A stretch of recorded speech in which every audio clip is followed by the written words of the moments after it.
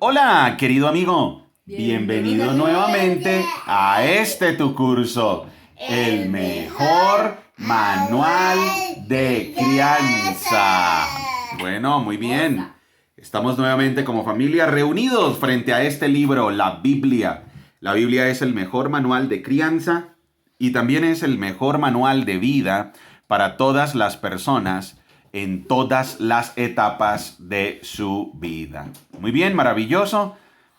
Continuamos con esta serie espectacular que hemos llamado Integridad y Autoridad. Dani, ¿cómo se llama esta serie? Integridad y autoridad. Correcto, integridad y autoridad, donde el apóstol Pablo en la segunda carta a los Corintios está defendiendo su integridad y está defendiendo su autoridad. Volvamos nuevamente a segunda carta a los Corintios, capítulo 3, versículos 7 en adelante. Vamos a analizar nuevamente estos versículos porque aquí tenemos unas verdades importantes que debemos tener en cuenta. Recordemos que el apóstol Pablo está demostrando su integridad en los capítulos del 1 al 9 y en esta sección él dice que él es un ministro del nuevo pacto. Eso era importantísimo porque eso tenía muchas implicaciones. Si el apóstol Pablo, al demostrar su integridad, probaba que él era un ministro del nuevo pacto, entonces él podía probar que la obra no era de él, sino la del Espíritu Santo. A diferencia de los falsos maestros que utilizaban sus habilidades personales, sus estrategias humanas, sus argumentos convincentes, aquí el apóstol Pablo nos está diciendo que realmente la autoridad de él era la autoridad no de él, sino del Espíritu Santo que le daba el poder. El que convertía las almas no era él, era el Espíritu Santo. Entonces por eso este argumento es tan importante, el argumento de el nuevo pacto, que la obra en el nuevo pacto es del Espíritu Santo. ¿Queda claro, campeón? Sí, señor. ¿Me puedes repetir qué acabo de decir?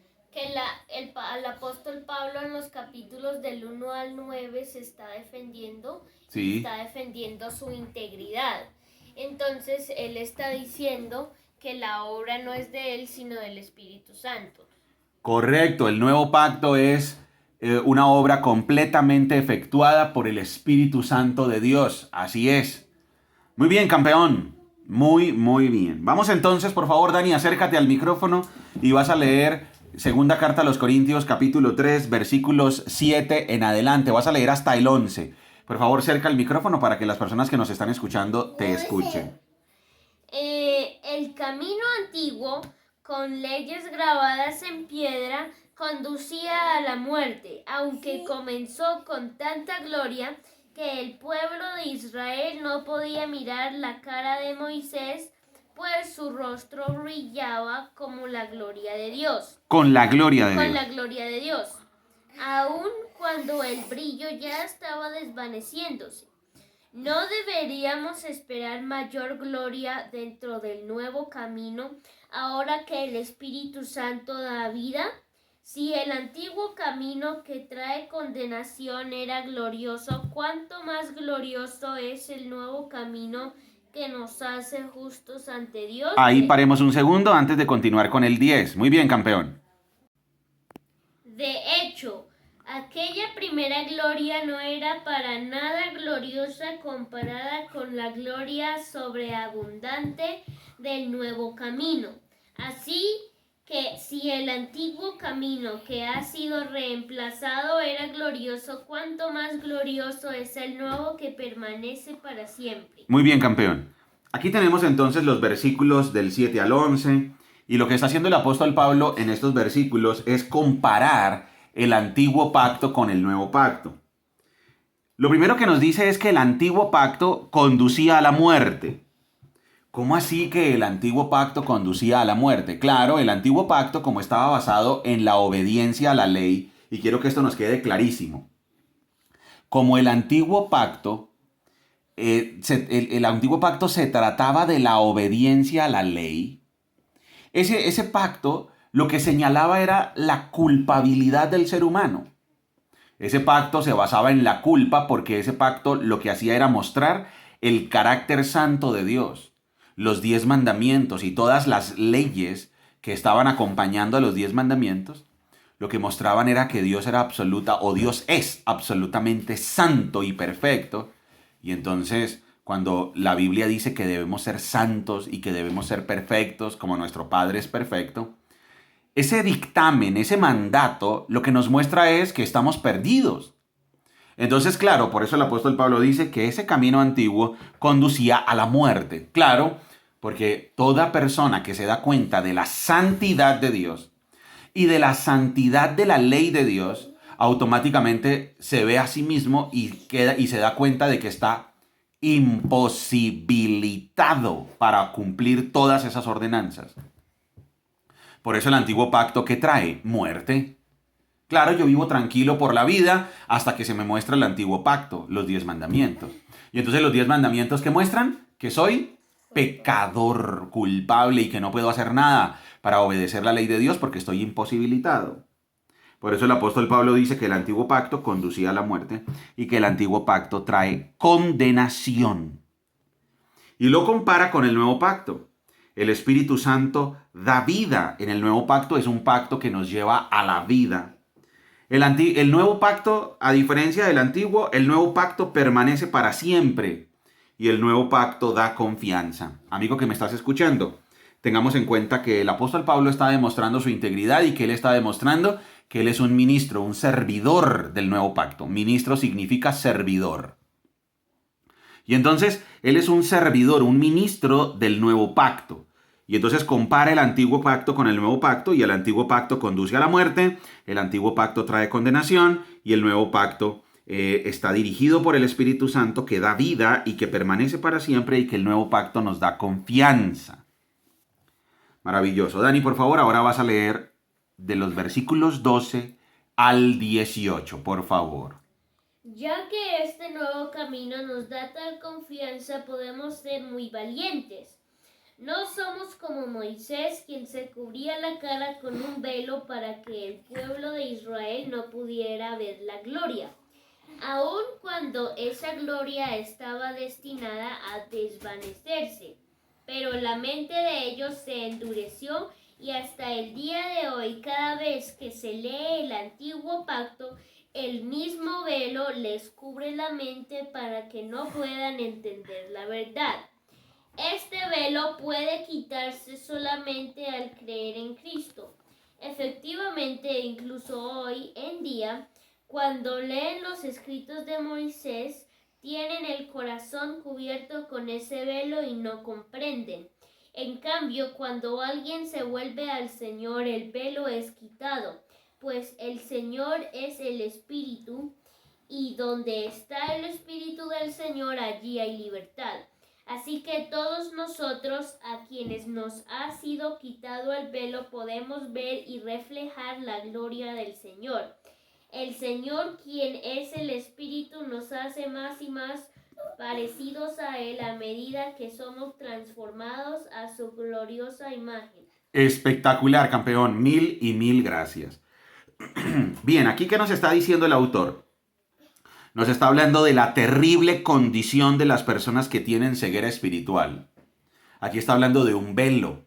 Y entonces ese velo hace referencia a las personas que tienen ceguera espiritual, producto de que no han sido iluminados por el Espíritu Santo. Por eso es que el apóstol le está dando este argumento, porque es que la ceguera espiritual no se quita con la habilidad de un maestro. La ceguera espiritual, vuelvo y lo repito, no se quita con la habilidad de un maestro. La ceguera espiritual se quita con el poder del Espíritu Santo de Dios. En el versículo 14 dice, la mente de ellos se endureció y no pueden entender la verdad. El velo puede quitarse solamente al creer en Cristo. Aquí está hablando entonces de los judíos que tenían una ceguera espiritual. Pero realmente no solamente son los judíos, sino toda persona que no ha sido iluminada por el Espíritu Santo. Solo que el apóstol Pablo aquí está utilizando a los judíos como una prueba, como un ejemplo de esta verdad absoluta que es la ceguera espiritual. Miren el versículo 16. Cuando alguien se vuelve al Señor, el velo es quitado. Vuelvo a leer aquí directamente de la Biblia. En cambio, cuando alguien se vuelve al Señor, el velo es quitado. El poder del Espíritu Santo. Miren el versículo 17. Dani, ¿puedes leer, por favor, el versículo 17? Pues el Señor es el Espíritu, y donde está el Espíritu del Señor, allí hay libertad. Maravilloso, campeón. ¿Sí ven de lo que estamos hablando? Que donde está el Espíritu de Dios, allí hay libertad. Hay personas que han pensado que donde está el Espíritu de Dios hay libertad. Y eso significa, traducido, según lo que muchos interpretan, que está muy mal porque viola el sendero de la verdad. Que entonces como donde está el Espíritu de Dios hay libertad, entonces saltan, se despelucan, gritan con una euforia totalmente descontrolada, ponen música a todo volumen, salen corriendo, se tiran al piso, mejor dicho, y entonces creen que ser libres es desenfrenarse, llenarse de euforia, desinhibirse, y creen que eso es ser libre. Y hay canciones que alientan la supuesta libertad del Espíritu Santo. Pero resulta que aquí la palabra de Dios nos está hablando que la libertad hace referencia a que se quita el velo, se quita la ceguera espiritual. Vuelvo y lo digo, Dani. ¿Qué significa que donde está el Espíritu de Dios allí hay libertad? Que es quitada la ceguera espiritual. Por eso, mi querido amigo que me estás escuchando, es tan importante interpretar la Biblia con el sendero de la verdad, que el sendero de la verdad representa muestra en cada uno de sus pasos las leyes de la hermenéutica, que es la ciencia para interpretar textos. No se pueden violar las leyes de la hermenéutica y de la exégesis. Eso no se puede violar. La interpretación correcta de un texto no se puede violar. Y por eso los falsos maestros están aquí siendo también confrontados con la integridad del apóstol Pablo. ¿Por qué? Porque el apóstol Pablo está diciendo, la obra no es mía, yo soy ministro del nuevo pacto, la obra es del Espíritu Santo, porque donde está el Espíritu del Señor, allí hay libertad. Vamos, Dani, por favor, a leer nuevamente el versículo 18, campeón. Así que todos nosotros, a quienes nos ha sido quitado el velo, podemos ver y reflejar la gloria del Señor. El Señor, quien es el Espíritu, nos hace más y más parecidos a Él a medida que somos transformados a su gloriosa imagen. Maravilloso. Interesante versículo. Dice, así que viene conectando la idea de que el velo es quitado con el poder del Espíritu Santo. Dice, así que todos nosotros, Él se incluye. O sea, Él no está por encima de los feligreses. Él no está por encima de los que le siguen. Eso es otro error que se comete en muchas organizaciones religiosas, y es que se considera que el que está arriba es el superior, ¿no? Entonces, cuidado porque él ya es nivel 1, nivel 2, nivel 3, él ya es el jefe de la manada. Él ya es nivel 10, ¿qué? Y entonces se ve a las personas como si tuvieran un poder superior porque llevan más tiempo o porque tienen cierto cargo. El apóstol Pablo aquí está diciendo, así que todos nosotros, él se incluye, todos nosotros a quienes nos ha sido quitado el velo, la obra siempre es de Dios. El apóstol Pablo está diciendo, nos ha sido quitado el velo, o sea, el Espíritu Santo obra en todos, desde el más pequeño hasta el más grande. Por eso en la iglesia cristiana no hay jerarquías, no hay jerarquías. Y entonces dice, podemos ver y reflejar la gloria del Señor. ¿Cómo así? El Espíritu Santo nos salva, el Espíritu Santo nos quita el velo para que nosotros podamos ser un espejo de la gloria de Dios. O sea, para que nosotros podamos mostrar la gloria del Señor. ¿Ok? Entonces nosotros podemos mostrar la gloria del Señor. Podemos mostrar la santidad de Dios. Podemos mostrar la obra de Dios en nuestras vidas. ¿Cómo? ¿Con un esfuerzo humano? No. Podemos mostrar la obra de Dios en nuestras vidas porque la obra es del Espíritu Santo. Es con el poder del Espíritu Santo. Dice, el Señor, quien es el Espíritu. Aquí está diciendo que el Espíritu Santo es Dios. Nos hace más y más parecidos a Él.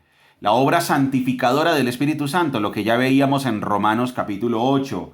En Romanos capítulo 8 veíamos la obra santificadora del Espíritu Santo, donde es el Espíritu Santo quien nos hace libres. Es el Espíritu Santo quien quiebra el poder del pecado en nuestras vidas y es el Espíritu Santo el que nos va transformando a la medida de la estatura del varón perfecto de nuestro Señor Jesucristo. Dice, el Señor, quien es el Espíritu, nos hace más y más parecidos a Él a medida que somos transformados a su gloriosa imagen. Campeón, cerremos nuevamente esta sección leyendo el versículo 18. Si eres tan gentil, léelo para que nos quede clarísimo. Así que todos nosotros a quienes nos ha sido quitado el velo, podemos ver y reflejar la gloria de Dios, del Señor. El Señor, quien es el Espíritu, nos hace más y más parecidos a Él a medida que somos transformados a su gloriosa imagen.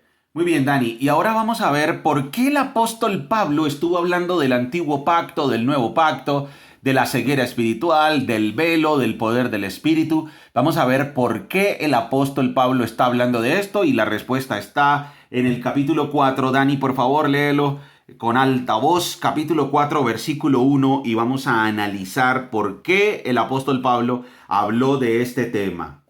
Por lo tanto, ya que Dios en su misericordia nos ha dado este nuevo camino, nunca nos damos por vencidos. Gracias, campeón. Por lo tanto, o sea, él viene aquí en por lo tanto, él conecta la idea anterior. Entonces, la idea anterior no es algo que está suelto.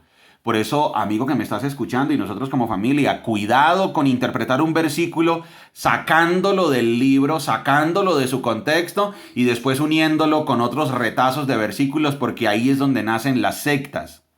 Ojo que el apóstol Pablo está hablando del antiguo pacto y de la gloria del nuevo pacto por una razón. Dice, por lo tanto, ya que Dios en su misericordia... ok. No fue el mérito del apóstol Pablo. No fue que el apóstol Pablo hizo grado, posgrado, maestría, doctorado, diplomado, etcétera, etcétera. Y ahí sí, bueno, es mi mérito. Venga a ver, voy a ser ministro del nuevo pacto. No. Dice la Biblia que el apóstol Pablo recibió el ministerio por la misericordia de Dios. Quiere decir, querido amigo que me estás escuchando y nosotros como familia, cualquier persona que predique la Biblia no es por su mérito propio, mérito humano, sino porque Dios lo llama y porque Dios tiene misericordia, porque realmente nadie es digno para esa función. Nadie es lo suficientemente santo, nadie es lo suficientemente perfecto, nadie es digno, nadie se merece el honor de predicar la Biblia. Es Dios el que llama. Es Dios, María Paz, el que llama. Es Dios el que llama. Bien, por lo tanto, ya que Dios en su misericordia nos ha dado este nuevo camino, aquí el apóstol Pablo está diciendo, Dios me dio el privilegio de pertenecer a su camino. Dios me dio el privilegio de anunciar su nuevo pacto. Dios me dio el privilegio de anunciar la verdad divina. Dios me dio el privilegio. Nunca nos damos por vencidos, o sea, no importan las dificultades, no importan los falsos maestros, no importa los que se nos opongan, no importa absolutamente nada. Realmente, si Dios nos llama y si Dios es misericordioso y nos toma en cuenta y si Dios nos da este camino, entonces nunca nos damos por vencidos. Si ven aquí si ven que el apóstol Pablo por eso estaba argumentando la gloria del antiguo pacto comparada con la gloria del nuevo pacto, porque el apóstol Pablo quería demostrar que en su misericordia Dios le dio a él, o le dio a ellos, como él mismo se refiere. Asimismo, él dice, nos dio a nosotros. Dice, por lo tanto, ya que Dios en su misericordia nos ha dado este nuevo camino. Si ven que el apóstol Pablo utiliza el plural como una forma de ser humilde, nos ha sido dado. Para no decir yo, mi, él dice nos ha sido dado. Es humilde. Bien, por lo tanto, o sea que ya es Dios el que nos santifica. Ya que Dios en su misericordia, todo es un regalo inmerecido de Dios. El ministerio del apóstol Pablo era ¿qué? Un regalo inmerecido de Dios. Nos ha dado este nuevo camino. Es la obra soberana de Dios. Nunca nos damos por vencidos. Ahí está la perseverancia de los verdaderos creyentes. Ojo, querido amigo que me estás escuchando, y nosotros, ojo, ¿cuál es una prueba de ser un verdadero cristiano? La perseverancia. Recuerden que no existe aquello como un ex cristiano. Acuérdense de eso, amigos. No existe eso como un ex cristiano. Eso no existe. Ay, sí, yo pertenecí al cristianismo. Uy, toda mi niñez. Yo toda mi niñez fui a cristiano. Sino que ya me salí. Ya no. Querido amigo que dice eso, usted nunca fue. Nunca fue. Porque el que es no cambia. En el cristianismo no es como un club social. El cristianismo no es como una escuela. El cristianismo no es como un partido político. El cristianismo no es como ser hincha de un equipo que soy y después me puedo cambiar. El cristianismo es la obra de Dios en el nuevo nacimiento. Como le dijo Jesucristo, nuestro Señor Jesucristo, allá a Nicodemo, es necesario que nazcas de nuevo. Y el nuevo nacimiento no es una condición que se revierte, no es nací de nuevo, después morí de nuevo para después volver a nacer porque después... No. Así no funciona. Si alguna persona se considera que en algún momento de su vida fue cristiano y ya no es, hay una mala noticia para esa persona. Nunca fue. Nunca nació de nuevo. Eso lo deja claro Primera de Juan.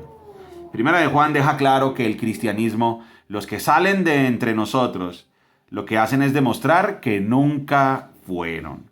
Y entonces por eso el apóstol Pablo dice, nunca nos damos por vencidos. Eso habla de la perseverancia de los verdaderos creyentes. Dani, por favor, acércate al micrófono y con voz fuerte vas a leer el versículo 2 de este capítulo 4. Rechazamos todas las acciones vergonzosas y los métodos turbios. No tratamos de engañar a nadie ni de distorsionar la palabra de Dios. Decimos la verdad delante de Dios y todos los que son sinceros lo saben bien. Y ahí el apóstol Pablo aterriza con este argumento. ¿Por qué habló del antiguo pacto? ¿Por qué habló del nuevo pacto? ¿Por qué habló del Espíritu Santo y del poder del Espíritu Santo? ¿Y por qué dijo que él no se ganó el ministerio por mérito propio, sino fue un regalo de Dios por su misericordia? ¿Por qué dijo eso? Pues la conclusión está aquí en el versículo 2 del capítulo 4, cuando dice, rechazamos todas las acciones vergonzosas y los métodos turbios. Ah, ok, claro, ya. Él utilizó todo ese argumento para atacar, para confrontar a los falsos maestros. Y por eso dice, yo tengo autoridad para rechazar esas acciones vergonzosas. Porque los falsos maestros tienen una característica. Los falsos maestros tienen unas acciones solapadas. Los falsos maestros son especialistas en la hipocresía, en la maldad, en la doble intención. Y por eso el apóstol Pablo dice, rechazamos. O sea, él tenía la autoridad para rechazarlo, claro, porque él fue escogido por Dios, por la misericordia de Dios, no por su mérito humano. Y entonces por eso él dice, rechazamos todas las acciones vergonzosas y los métodos turbios. Ahí tenemos dos características de los falsos maestros. Número 1, acciones vergonzosas. Amigo que me estás escuchando, si alguna vez te sale por allá en las noticias o en la radio o en el internet, sacerdote católico había abusado de 500 menores. Por favor, ten en cuenta que ese no es un verdadero cristiano. Sí, pero qué cosa, ¿no? Las noticias, ¿por qué no muestran con la misma relevancia a aquel sacerdote católico que se va por allá para las montañas y sacrifica su vida para servirle a Cristo y que enseña la Biblia de manera genuina? Ese sí no lo muestran, sino que se hace énfasis en los falsos maestros. Dime, Maggi. O cristianos también. Claro, evangélicos cristianos, evangélicos protestantes también es lo mismo. A veces se hace énfasis en lo negativo. Entonces, ojo, obispo acusado de abusar de 200 niños, 200 niñas durante 3 décadas. Ok, esa es una acción vergonzosa de los falsos maestros. Sin embargo, quiero aclarar que hay miles y miles y miles de monjitas, de sacerdotes católicos, de pastores protestantes que son genuinos seguidores de Jesucristo. Porque es que cuando nuestro Señor Jesucristo venga, Él no viene por católicos sí, protestantes no. Él viene por los verdaderos cristianos que están en todas partes del mundo. Recuerda, amigo, que me estás escuchando, y nosotros como familia, verdaderos cristianos hay en todas partes del mundo. Porque la obra ¿de quién es? Del Espíritu Santo. No vayas a creer, amigo, que me escuchas, que tú eres el único verdadero cristiano que hay sobre la faz de la tierra. Sobre la faz de la tierra hay miles de millones de verdaderos seguidores de Jesucristo porque la obra es del Espíritu Santo. Sin embargo, tanto en las organizaciones católicas como en las organizaciones protestantes, también hay muchísimos falsos maestros, falsos profetas, y también hay muchísimos falsos maestros y falsos profetas fuera de las organizaciones. Por eso el apóstol Pablo dice: rechazamos todas las acciones vergonzosas de los falsos maestros y los métodos turbios. Miren después lo que dice: no tratamos de engañar a nadie ni de distorsionar la palabra de Dios. Cuarta característica de los falsos maestros. Entonces, primero, acciones vergonzosas. Segundo, métodos turbios. Tercero, engañan. Y 4, distorsionan la Biblia. Dani, los voy a volver a decir para que tú las recuerdes. 4 cosas que hacen los falsos maestros. Mejor dicho, vuelve a leer el 4.2, campeón. Rechazamos todas las acciones vergonzosas y los métodos turbios. No tratamos de engañar a nadie ni de distorsionar la palabra de Dios. Decimos la verdad delante de Dios y todos los que son sinceros lo saben bien. Maravilloso, campeón. 4 características, 4 cosas que hacen los falsos maestros. Número 1, acciones vergonzosas. Número 2, métodos turbios. Número 3, tratan de engañar. Número 4, distorsionan la Biblia. Eso hacen los falsos maestros.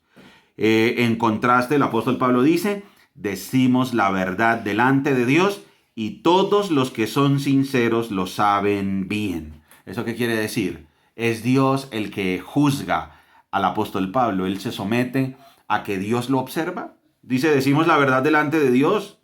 O sea, Dios es su testigo.